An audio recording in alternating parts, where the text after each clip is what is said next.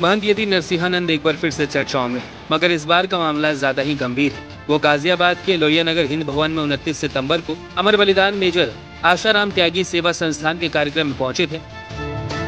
उन्होंने यहाँ ऐसा बयान दिया जिस पर बवाल मच गया। उन्होंने कहा, मेघनाथ और कुंभकर्ण को हम हर साल जलाते हैं। उनकी गलती ये थी कि रावण ने छोटा सा अपराध किया था। अगर आज जलाना है तो मोहम्मद के पुतले जलाइए। इस बयान का वीडियो सोशल मीडिया पे वायरल हुआ है, जिसको लेकर अब मुस्लिम समाज विरोध कर रहा है।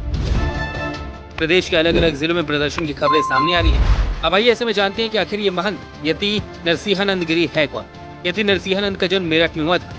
वो एक साधारण परिवार से आता था। उसके कुल 5 भाई बहन थे। पिता सरकारी नौकरी में थे। जन्म के बाद दीपक त्यागी के तौर पे उसकी एक अलग पहचान बनी।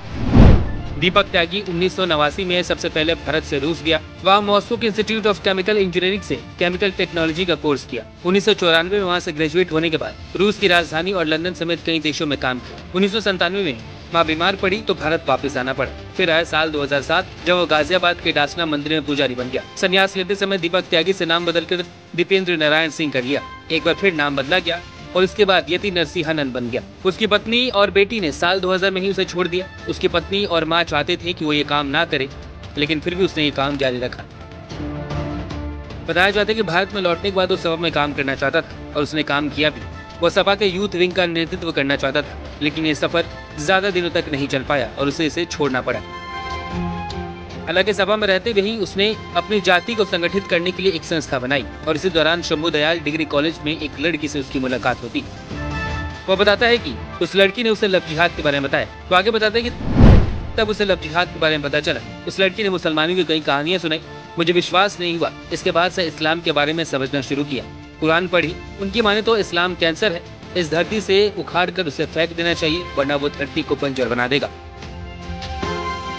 एक मौके पर उन्होंने ये भी कहा था कि इस्लाम मुक्त भारत बनाने की लड़ाई लड़ रहे हैं। मुसलमानों के प्रति उसकी नफरत का अंदाजा इस बात से लगाया जा सकता है कि उसके मंदिर में एक छोटा सा मुसलमान बच्चा सिर्फ पानी पीने के लिए आ गया था तो उसे बेरहमी से मारा गया था। इसके अगले दिन जब वो वीडियो सोशल मीडिया पर वायरल हुआ तो मंदिर का पुजारी बोलता है कि नाबालिग लड़का मंदिर खराब करने की कोशिश कर रहा था, तभी उसे पीटा गया। आज से कोई भी शख्स सिर्फ पानी पीने के लिए मंदिर के अंदर नहीं घुसेगा। ये सफाई देने वाला पुजारी और कोई नहीं बल्कि खुद यति नरसिंहानंद।